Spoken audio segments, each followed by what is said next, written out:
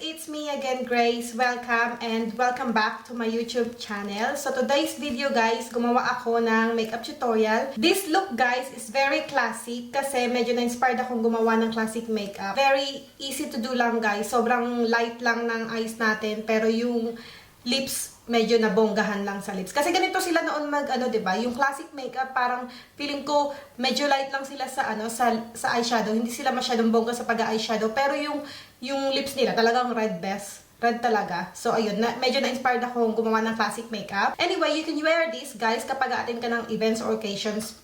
Okay lang. Pwede mo siyang suotin kasi madali lang siyang gawin guys. So, if you want to see how I did this makeup look, then please keep on watching. So guys, let's start. Naglagay na ako ng primer guys. Ito yung ginamit kong primer from L'Oreal. This is the L'Oreal Infaillible Mattifying Primer. And then, gagawin tayo ng foundation. Ito yung gagamitin kong foundation guys from Milani. This is the 2-in-1 Conceal and Perfect Foundation and Concealer.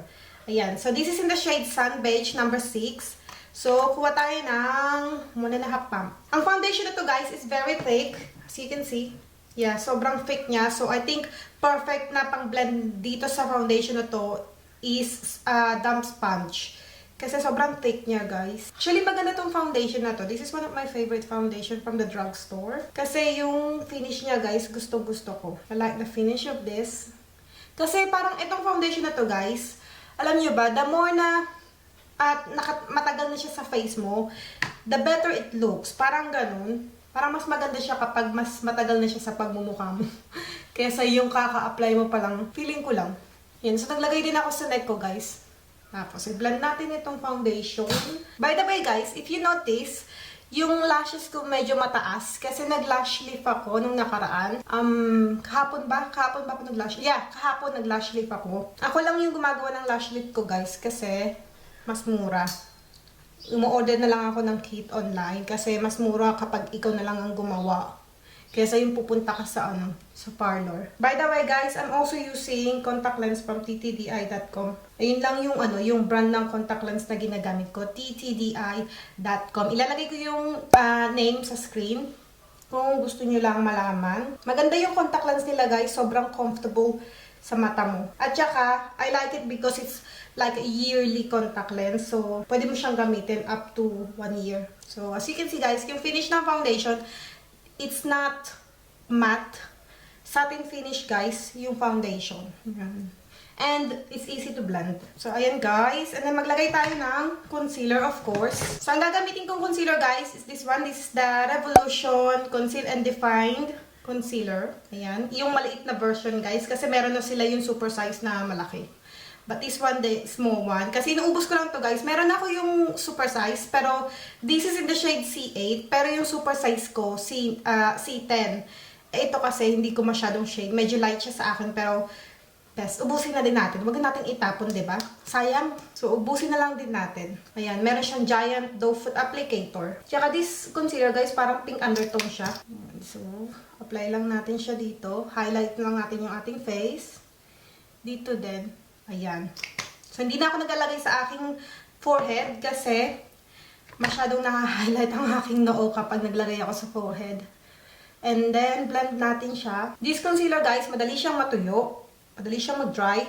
So, blend mo siya ng mabilisan, best. Dahil, pag natuyo siya, mahirap na siyang i-blend. Magmumukhang cakey. Yan, blend lang, guys. And then, ang ginagawa ko, guys, yung tira-tira dito sa aking sponge, biniblend ko sa aking eyelids. Para medyo ma-cancel out yung discoloration sa aking eyelids.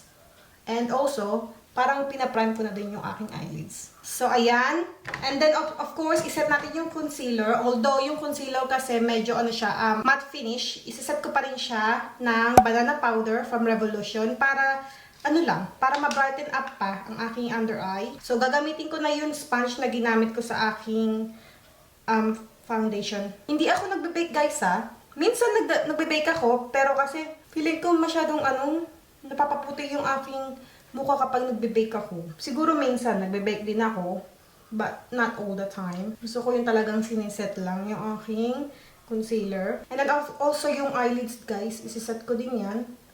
Dahil nilagyan ko siya ng concealer, otherwise magmumukha siyang cakey best. Ayan, so next, set naman natin ang ating face, like the rest of our face, using pressed powder.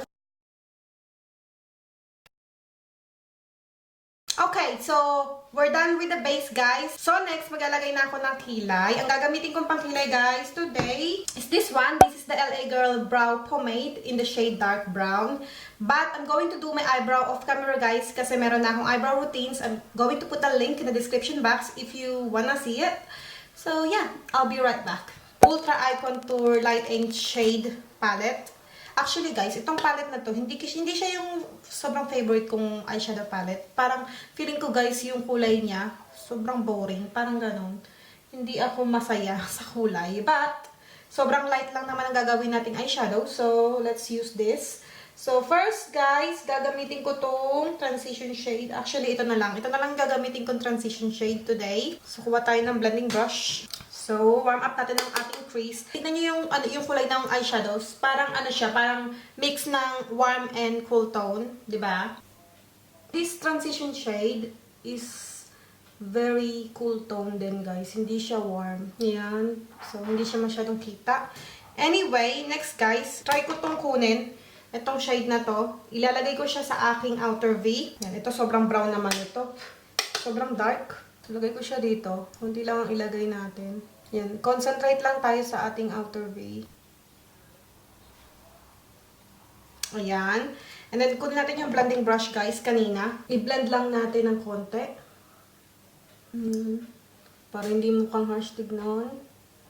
And then, guys, sa ating eyelids, ilalagay ko lang, ito na lang, itong shade na to, ilalagay ko siya sa aking eyelids. Tapos, ayun lang, ganyan lang yung eyeshadow natin. Diba? Very light lang. Ayan, ganito sila parang ganito sila mag-makeup noon. Sobrang light lang yung eyeshadow nila. Classic makeup, ganon. So, kunin natin itong brush na ginamit natin sa ating outer V. Parang i-blend lang natin ng konti yung eyeshadow dito. Ayan. Yun lang yung eyeshadow natin, guys. Gel liner from Maybelline. Ito yung gagamitin ko. Tapos, kukuha ako ng brush. This is from Sigma. Yung pinakamaliit nilang brush ata ito. Yung wing liner brush. Ayan. So, ito, gagamit ako ng gel liner to create a wing. Medyo malakas ng loob ko, guys, na mag-wing-wing ng ganito. So, yan, gawin natin. Kasi gusto ko din na pa-practice yung sarili ko na maglagay ng wing. Kasi, para minsan, maglagay din tayo ng wing, di ba? Oh my God. Yung lashes ko pala nakaharang. Paano ako maglalagay ng wing?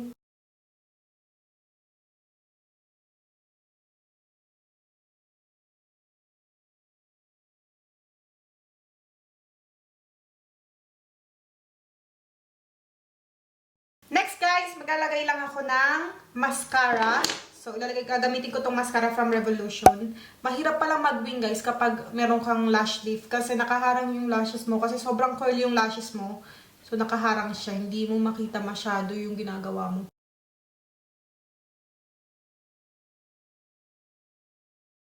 So, ayan, guys. Naglagay na ako ng mascara. Next, gagamit ako ng black eyeliner sa aking waterline. So, hindi na ako naglagay ng mascara sa aking lower lashes, guys. So, black eyeliner lang dito. Ayan, so ganyan lang, guys, ang ating eye makeup. So, magko-contour lang ako, guys. Gagamitin ko tong e.l.f. na contour palette. So, itong gagamitin kong shade, guys. This one here. Ito yung pinaka-dark na kulay, yung ginagamit ko.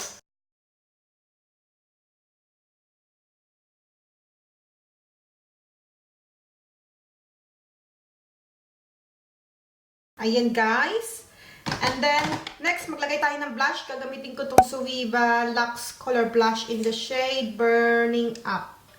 Ayan. So, ayun yung kulay na gagamitin ko today. So, light blush lang. Ay, sobrang pigmented. Oh, ayan. So, sobrang pigmented niya, best. So, kailangan dahan-dahan lang talaga. Ayan. So, next, guys, syempre, maglalagay ako ng highlighter. Hindi mawawala yan. Gagamitin ko itong Master Chrome ng Maybelline. This is in the shade Molten Gold. Molten Gold. Ayan. So, ayan yung itsura niya. Nagay tayo ng highlights kasi kahit naman noon, yung mga classic na makeup, nag-highlight na sila.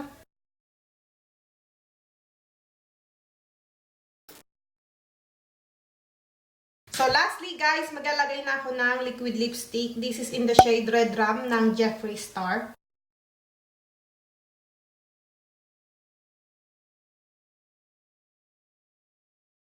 Guys, pulang-pulang aking labi. Ganyan lang talaga sila mag-makeup noon, 'di ba? Parang sobrang light lang yung eyeshadows o yung eyes, tapos yung lips talagang red na red best. So, ayan. Ipa-finalize ko lang tong look na to, guys, and I'll be right back.